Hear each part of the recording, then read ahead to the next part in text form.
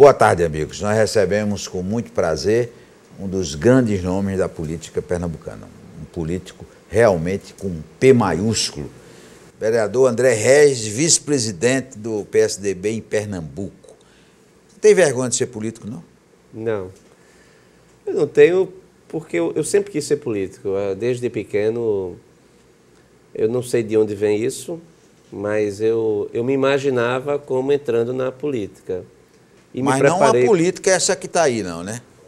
Não, porque eu acredito que muita gente que está exercendo cargo público não é, de fato, um político. São pessoas que não são talhadas para o exercício de uma função pública porque não estão a serviço do público, estão ao seu próprio serviço. Então, porque, olha, a gente vê, não é, André, na Câmara Federal, que é quem decide as leis, é a bancada da bola, a bancada da bala, a bancada do futebol, não tem a bancada da educação, né? Essa é uma grande questão. Acho que o futuro do Brasil depende da educação. Todos afirmam que são a favor da educação e quando todo mundo é a favor da educação, ninguém faz quase nada em favor dela, de fato. E é preciso que haja um comprometimento do parlamentar, do político, com as grandes questões. E, na minha opinião, seria a educação, o que é educação, será a educação, o que pode fazer com que o país se torne um país próspero, civilizado, livre, decente. O nosso grande mal hoje é a corrupção. Nós estamos vendo aí que o Brasil foi tomado conta por uma cleptocracia. Um governo, Como é cleptocracia, governo de bandidos. A Operação Lava Jato mostra isso. E, então, é preciso combater a corrupção. E nós vemos diariamente a polícia, o Ministério Público atuando, combatendo a corrupção. Sendo que não se combate corrupção apenas se combatendo corrupção. Se combate efetivamente a corrupção é com a escola de qualidade na primeira infância, que faz com que um cidadão seja educado a vida toda e, ao ser educado na vida toda, ele possa fazer as escolhas certas, ele possa exercer a cidadania na sua plenitude, ele não esteja a serviço de uma máquina eleitoral, ele não esteja na dependência do Estado. Então, eu acredito que, na medida em que um cidadão ele é educado, ele trabalha, ele paga imposto, ele prospera, ele não depende de ninguém, ele depende dele. Uma sociedade que produz cidadãos livres dessa forma, você não tem incentivos, como, por exemplo, o incentivo da assistência, da entrega de uma bola, de um padrão de futebol, ou de um remédio, ou de pagar uma conta, ou de pagar um funeral, porque isso não faz sentido na medida que todos que trabalham conseguem viver com dignidade, sustentar-se e contribuir com a sociedade partilhando a conta. O nosso fracasso, enquanto sociedade, é devido ao fato de que nós criamos uma elite que estudou, essa elite, ela trabalha, ela prospera, ela paga a conta, que para ela é caríssima, porque ela própria foi omissa no passado de não perceber que se não houver universalização da qualidade para todos, essa conta vai ficar eternamente cara para uma elite, ao invés de você criar um sistema onde a renda média seja elevada, a população, você pode ter diferenças, porque nem todo mundo quer ser igual, as pessoas, cada um tem os seus impulsos, mas que todos contribuem com uma parcela do seu trabalho. Então, o dia que a gente conseguir construir um cidadão menos dependente do Estado, toda essa estrutura que nós acompanhamos diariamente e que é a grande motivadora dos escândalos, ela desaparecerá. Então, eu acredito que a gente tem que combater, sim, com o aparelho repressor, mas isso é para o que já aconteceu. Para o futuro, João, é educação de qualidade para a criança. Olha, essas pesquisas mundiais de educação o Brasil está sempre na frente. Agora, se você botar a tabela de cabeça para baixo, que o Brasil sempre está entre as últimas colocações de todas as pesquisas mundiais de educação. Isso é triste, né? É uma vergonha. Eu estive na OCDE em 2014, eu fiz um giro pela Finlândia, pela Inglaterra, França, tinha ido a Miami-Dade, a Flórida, para conhecer diversos modelos. E fui à Unesco também, em Paris, e fui à sede da OCDE, que é em Paris também. E lá eu tive contato com o chefe do programa, que é o PISA, que é justamente essa avaliação. A avaliação entre 53 países, nós estamos na 49ª, se você tiver a média dos últimos 5 levantamentos, nós estaremos sempre entre as 5 piores escolas do mundo. Essa avaliação é na língua materna, ou seja, no nosso caso seria o português, matemática e ciências. A nossa criança, ela não tem domínio da sua própria língua, ela não sabe fazer contas, ela não conhece ciência, consequentemente, ela estará inabilitada ao trabalho, porque muitas profissões que hoje dão acesso ao trabalho para pessoas de baixa escolaridade, essas profissões desaparecerão. O futuro pertence a quem tem intelecto. E nós matamos as possibilidades de futuro para essas crianças a partir do momento que nós não a alfabetizamos na idade certa.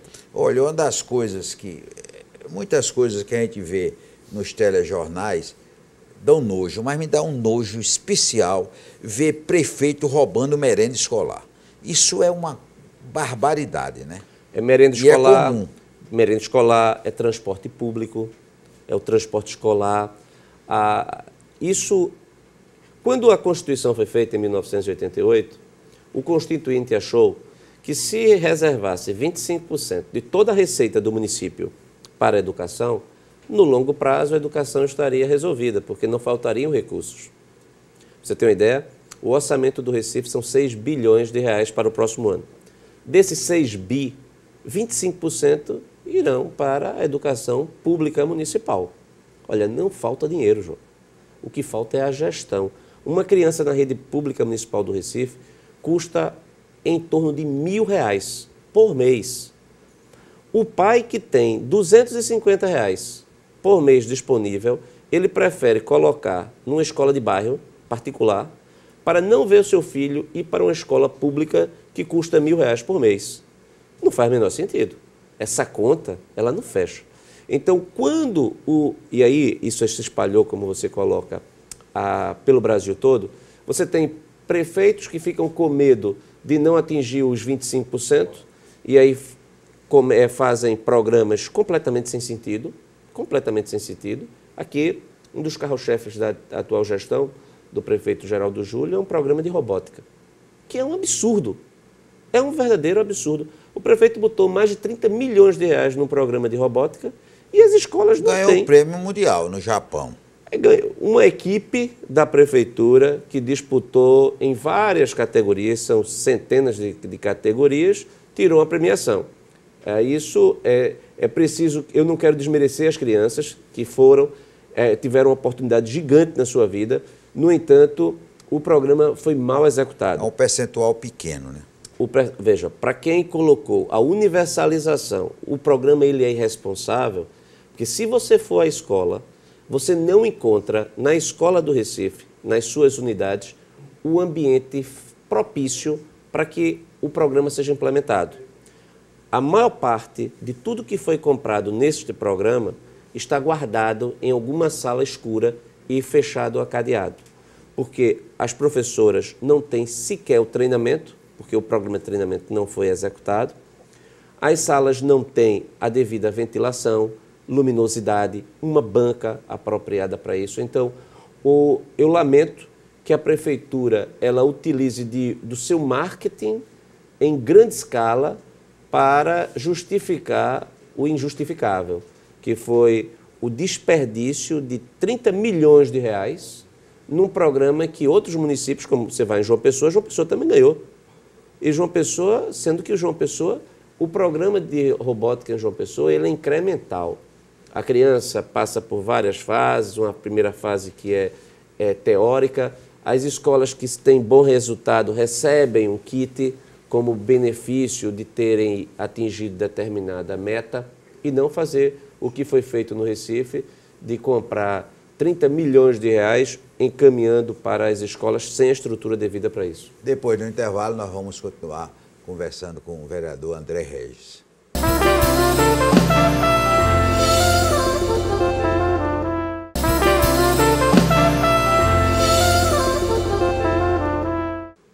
André Regis, você tem um trabalho fantástico de fiscalização nas escolas municipais. O que é isso? Que, inclusive, estão pedindo que você vá para a Câmara dos Deputados para mostrar esse projeto. Qual é esse projeto? O projeto chama-se Raio-X das Escolas. Nós decidimos, quando entramos na Câmara em 2013, de fiscalizar todas as escolas. Quantas? São 320 escolas. Na verdade, são 200 escolas, mas anexos, então são 320 unidades. A nossa equipe diariamente vai para as escolas, a gente comunica as escolas que nós estamos Tem engenheiro e arquiteto na sua equipe, né? Tem engenheiro, arquiteto, professores com mestrado, tenho gente já com doutorado. Eu perco gente pela qualidade da minha assessoria. Geralmente foram ex-alunos que passaram por mim pela Universidade Federal de Pernambuco que eu consigo arregimentar e trazer para esta equipe que é valiosíssima. E a gente fiscaliza a rede, a gente produz relatórios, denúncias, encaminha ao secretário, ao Ministério Público e de tudo que a gente faz, a gente criou uma plataforma desenvolvida também no gabinete. Nós temos uma equipe de tecnologia da informação dentro do gabinete que criou uma plataforma que qualquer um pode acompanhar. Digita www.raioxdasescolas.com.br, vai aparecer. Geraldo Júlio quiser, pode ver isso? Pode, ele com certeza deve consultar, ele, o secretário, não apenas das escolas, mas todas as creches também. Fotos, vídeos, índices, indicadores.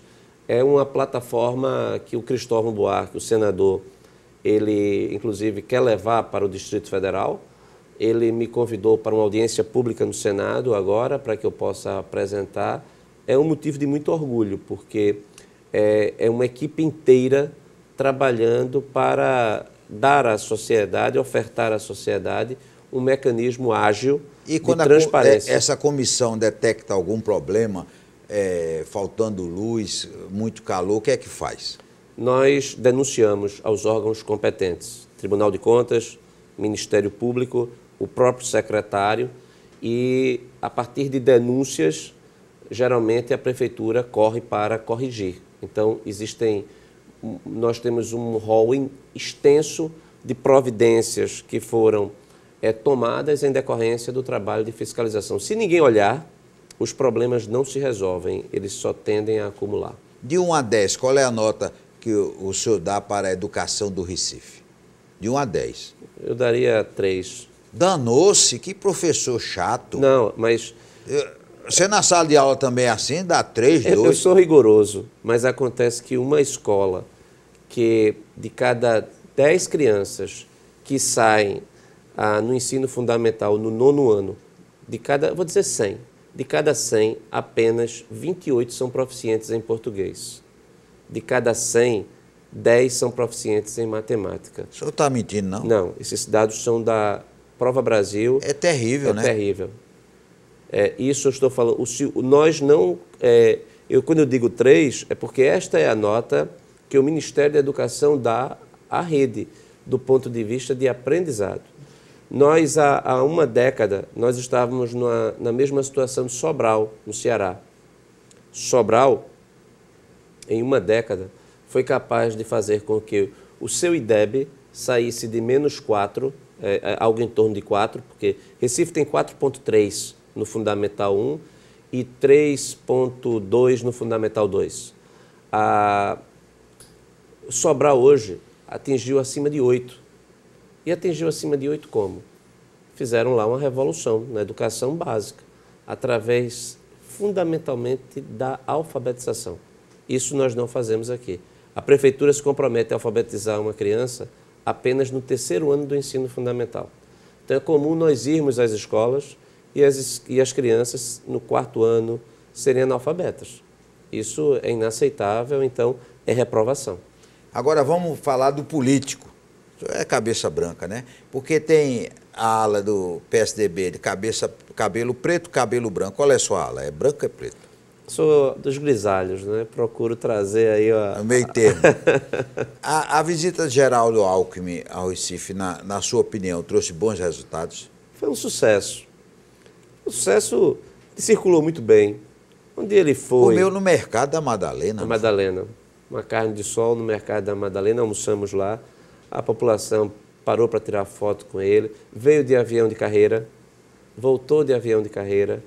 Não houve nenhum tipo de hostilidade. O governador pobre, porque o prefeito de São Paulo só anda no jatinho de não sei quantos milhões, né? Mas dele, né? Dele, né? É dele. Ele já chegou à política. Sim, mas aí, para Pernambuco, foi boa a visita dele? Acho que foi, porque ele tem uma associação com Pernambuco já longa, inclusive quando ele foi candidato a presidente da República, ele escolheu um pernambucano para ser vice dele na oportunidade, o então senador José Jorge. Ele deu umas bombas para Pernambuco agora no interior, não foi? Porque quando houve a crise hídrica em São Paulo, as super bombas lá do Cantareira foram essenciais para que São Paulo saísse da crise. Ele conseguiu fazer remanejamento hídrico em São Paulo. São Paulo hoje já não tem problema de abastecimento. A cultura da população também mudou. As pessoas passaram a economizar mais água, a reutilizar a água. Então houve um efeito até positivo. Muitos achavam que ele, inclusive, não ganharia a eleição por conta da crise hídrica. E ele ganhou no primeiro turno. Sendo que essas máquinas, essas bombas, o governo de São Paulo resolveu emprestar para diversas regiões, como, por exemplo, no Rio Grande, no Sergipe, a área do São Francisco, que está muito baixa. Então, o uso dessas bombas aqui no Nordeste tem sido bastante festejado por quem recebe. Olha, ele não é do seu partido, mas evidentemente que o senhor tem essa imagem de que Jarbas Vasconcelos é uma das grandes lideranças políticas do Brasil. E ele disse que ele está com o Alckmin, qualquer que seja a decisão do partido dele. Ele sempre teve uma linha de independência dentro do PMDB, não é? Então, eu recordo que ele, certa vez na Veja, não sei se você lembra, ele disse que o próprio partido dele era um partido de bandidos, há um tempo atrás, e ficou por isso mesmo dentro do partido. Hoje tem uma crise interna no Ficou PMDB. Por isso mesmo não, está comprovado, né? Tem sim, a gangue por no isso PMDB. Mesmo ele ter dito sim, tá e certo. Não ter sofrido nenhuma retaliação à época. Porque era verdade, né? Então, mas o fato é que ele tem apoiado os candidatos do PSDB desde sempre. Então, Jarbas apoiou Serra, apoiou o próprio Alckmin, depois apoiou Serra de novo. Então, o Jarbas ele tem essa associação com o PSDB. Acho que é um grande apoio, porque, sem dúvida alguma, é uma grande liderança. Eu acredito, então, que o governador Geraldo Alckmin deve ter ficado contente em receber essa demonstração de apoio. Agora, a visita a Renata Campos foi só social? Eu acredito que atendeu a interesses da política de São Paulo, porque o vice de Geraldo Alckmin é Márcio França, que é do PSB, e que é um fator a ser administrado, porque Alckmin, ao deixar o governo de São Paulo para disputar a presidência da República, se isso de fato se confirmar, o PSB vai assumir o governo. O PSDB não vai abrir mão de lançar um candidato próprio, porque o PSDB já disputa em São Paulo e ganha há mais de 5 eleições. Então, o PSDB vai apresentar candidato próprio. Desde a vitória de Mário Covas em 1994, só são governos do PSDB, e o PSDB vai apresentar o candidato, e que não será do PSB, mas há uma importância de uma manutenção de um elo forte, até mesmo para um possível até segundo turno de uma eleição presidencial. Mas depois tem um detalhe que Renata Campos me lembrou de que quando houve o trágico acidente com Eduardo Campos, o Geraldo Alckmin foi fundamental, inclusive ele pessoalmente foi para o IML para liberar o corpo, né? Foi um trabalho feito ele como governador e ele foi pessoalmente. E tem um outro gesto simbólico aí, é que ele trouxe a aliança do Eduardo Campos e entregou para a Renata. Depois do intervalo, nós vamos continuar conversando com o vereador André Regis.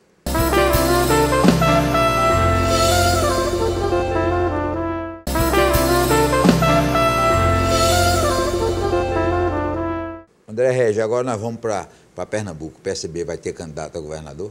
O PSDB está, na minha opinião, sempre terá candidato a governador, a prefeito. Acho que o nosso partido, ele, como um dos grandes partidos do Brasil, e é o único partido, João, no Brasil que se exige responsabilidade.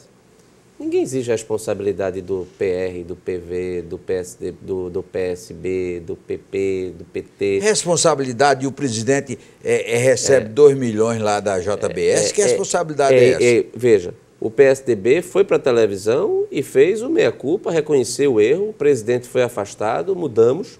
Hoje o presidente Aécio Neves, que foi o nosso candidato, está afastado, mas a pressão da população foi no sentido que, olha, o PSDB vai continuar apoiando o governo, vai ficar fora de uma coligação de quantos partidos? Então, o PSDB é sempre, a expectativa da população é que o PSDB é o partido da responsabilidade, que não pode ter um discurso demagógico, não pode ter um discurso populista. Isso vem de um compromisso que nós assumimos lá atrás, o governo Fernando Henrique, que hoje nós percebemos a injustiça, inclusive, de muitos, como, por exemplo, o Heitor Coni, que agora, recentemente, na Folha de São Paulo, escreveu um artigo pedindo desculpas, inclusive, ao presidente Fernando Henrique, pela forma como o tratou ao longo dos seus governos, de forma, inclusive, fugindo de um tom adequado para um presidente que era um estadista e que hoje ainda continua sendo o grande norteador da imagem do PSDB. O próprio partido escondeu na campanha eleitoral, não mostrou... Foi um grande erro da campanha de Serra, de 2002. É preciso também lembrar que Serra era um dissidente dentro da própria equipe econômica. E é um chato, né? do PSDB. Não é um chato? Ele tem um estilo rumores, que não é da maior simpatia. É diferente do Alckmin, né? Não é da maior simpatia. Mas simpatia também não é interessante, que nem todo líder que ganha eleição é simpático, né? Tem Pernambuco gosta de os caras que não são simpáticos. Né? Às vezes a seriedade também, em determinados momentos, é muito importante, porque tem pessoas que estão disputando a eleição como se fosse um carnaval, como se fosse uma palhaçada. E nós temos exemplos até de pessoas como o Tiririca, que se elege fazendo o quê? Lamentavelmente, ele não vai se candidatar mais. A política brasileira perde uma grande figura, Tiririca. É triste, né? É um símbolo, né, o deputado mais votado do Brasil. Veja, que tipo de sinalização nós damos nesse sentido. Então, eu continuo achando que o sistema... Eu reforço a opinião do presidente Fernando Henrique, de quem eu cheguei ao partido através do presidente Fernando Henrique, de que o sistema partidário ele está em crise, ele tem falta de legitimidade. Ninguém quer se aproximar de partidos. Isso, inclusive, acarreta um dano para a própria política, porque você não pode exercer um cargo público eletivo se não for filiado a um partido. Então, se ninguém quer se filiar, ninguém pode se habilitar a disputar. Mas, em tudo que a gente acompanha, pode perceber que o PSDB é o partido que tem os melhores quadros, os quadros mais preparados para governar. Quando se há um problema na economia, se busca quem? Os quadros do PSDB. Plano Real foi o PSDB que levou a cabo o maior programa de engenharia institucional do país, foi feito por Fernando Henrique. E no dia 9, o senhor vai votar em quem para presidente do partido? Em Brasília? Geraldo Alckmin. Eu acredito que essa crise ela tem data para praticamente... Mas você sentiu que ele é adepto a essa ideia? Não, ele não pode dizer que é. Então, para ser o terceiro, assim, para que haja uma composição, ele não pode dizer que ele quer. O Tasso Gereissati não era um bom nome, não? Eu fui diretor nacional do Instituto Teotônio Vilela quando o Tasso era presidente. Eu tenho uma admiração muito grande pelo ex-governador Tasso Gereissati. Governou o Ceará, mudou a feição do Ceará. É um empresário de primeira linha, é uma pessoa que é dedicada à causa pública. Eu, sem dúvida alguma, se ele for escolhido, o partido vai estar em boas mãos, principalmente nessa fase, onde a política é associada à safadeza e algo que ninguém encontrou na vida de Tasso Gereissati é uma mancha, uma mácula. Mas ele diz, esse PSDB não é o meu PSDB. Ele está se referindo ao PSDB que estava apoiando a Aécio Neves, ou seja, a divisão interna dentro do partido. Mas partido é tudo menos um conjunto de pessoas em harmonia. Aliás, o nome já diz, né? Já é partido. Não há harmonia dentro de um partido. Inclusive, o próprio sistema eleitoral que nós forjamos aqui, o sistema competitivo dentro do próprio partido, faz com que muitas vezes os políticos tenham maior até atenção a quem é de fora do seu partido do que é de dentro, na medida em que há muita rivalidade, há muito jogo de vaidade. Muitas vezes você tem uma dificuldade enorme de oxigenar o partido, porque os partidos são herméticos. A nossa última pergunta, o senhor é candidato a deputado federal? Disputarei e vou colocar meu nome à convenção para disputar o mandato de deputado federal. Ainda tem que passar por essa convenção? É a formalidade, não é? Então, hoje o meu desejo é de ir para a Câmara Federal. Acho que tem tudo a ver comigo, assim, eu sempre, como eu disse, eu sempre quis entrar para a política e na política, como professor de Direito Constitucional, acho que eu posso dar uma contribuição ao debate nacional no Congresso. É colega de Temer, né? Professor de Direito Constitucional, né? Ele é o professor e autor também, né? Nós queremos agradecer ao deputado André Regis todas essas informações e dar os parabéns por esse trabalho realmente fantástico que ele faz pela educação. São poucos políticos, como eu já disse, tem bancada de tudo, só não tem bancada da educação. É um dos poucos políticos que realmente se preocupa com a educação. E sem educação, o Brasil não vai para canto nenhum. Forte abraço, até o próximo sábado, se Deus quiser.